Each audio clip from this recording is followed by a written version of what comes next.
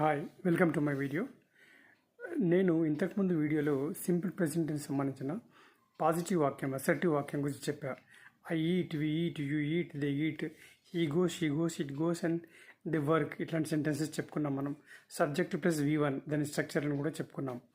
అయితే ఆ వాక్యాలకు interrogative, negative వాక్యాలు ఎలా ఏర్పడతాయనేది ఈ వీడియోలో చూద్దాం. ఉదాహరణకు ఐ ప్లే, నేను ఆడతాను. నేను ఆడతానా అన్నప్పుడు ఎలా వస్తుంది వాక్యం?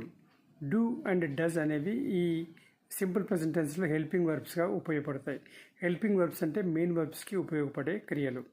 సో నేను ఆడతానా అన్నప్పుడు do I play, I play అనే దాని ముందు డూ పెడితే that's it it's an interrogative sentence. ఈ గోస్, అతడు వెళ్తాడు. డస్ ఈ గో, ఈ గోస్లో ఉండే ఎస్ని డూకి తగిలిస్తే డస్ హీ, గోస్ కాస్త గో అవుతుంది. డస్ ఈ గో అంటే అతడు వెళ్తాడా. డస్ షీ కమ్, ఆమె వస్తుందా. డస్ ఇట్ క్రై, ఆమె ఏడుస్తుందా. డూ దే లెర్న్, వాళ్ళు నేర్చుకుంటారా. డూ, డస్ ఇట్లాంటివి మనము మామూలు అసెటివ్ వాక్యం ముందు పెడితే వస్తాయి. అట్లాగే నెగటివ్ వాక్యం, ఇంతకుముందు చెప్పింది ఇంట్రాగేటివ్ వాక్యం, ప్రశ్నించడం. ఇప్పుడు నెగటివ్ వాక్యం అంటే ఎస్ అంటే నో అనే వాక్యం అన్నమాట. ఐ డు నాట్ ప్లే, నేను ఆడను. ఐ ప్లే అనే దాని మధ్యన, ఐ అండ్ ప్లే మధ్యన డు నాట్ పెడితే సరిపోతుంది. ఐ డు నాట్ ప్లే, నేను ఆడను. హీ డస్ నాట్ కమ్, అతడు రాడు. He does not come, come అనే ఎస్లో ఎస్ చివర డస్ పెడితే, డూ చివరన పెడితే హీ డస్ నాట్ పెట్టాలి. నాట్ కంపల్సరీ వస్తుంది నెగిటివ్లో. He does not come. She does not work.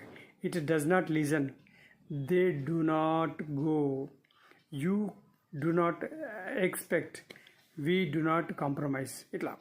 So ఇవి నెగటివ్ వాక్యాలు. సో ఇంట్రాగేటివ్ వాక్యాలు, నెగటివ్ వాక్యాల గురించి మీకు కొంత అవగాహన ఏర్పడింది అనుకుంటాను. నా పాత ఇంత క్రితం ఈ simple present tense video plus ఈ వీడియో కలిపి చూడండి, so that you have complete idea on simple present tense. So thank you for watching this video. Thank you so much, and please give like and give subscribe also. Thank you.